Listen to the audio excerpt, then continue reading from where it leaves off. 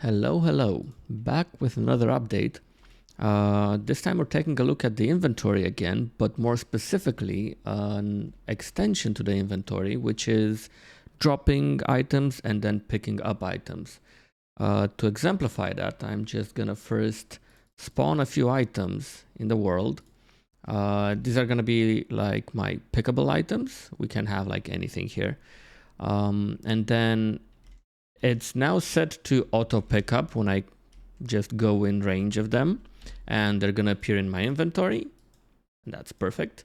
So now once they're in my inventory, I can obviously drop them so they spawn around me again, and I can pick them back up if I want to.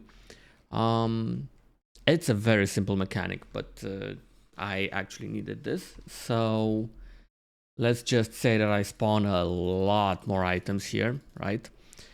More than what my inventory can handle, and then at one point, there we go, inventory full. I can no longer pick up any items. If I throw a few items away, right, then I can pick these up as well. Simple update, just a bit of an extension to what I already had. Yeah, cool. See you next time.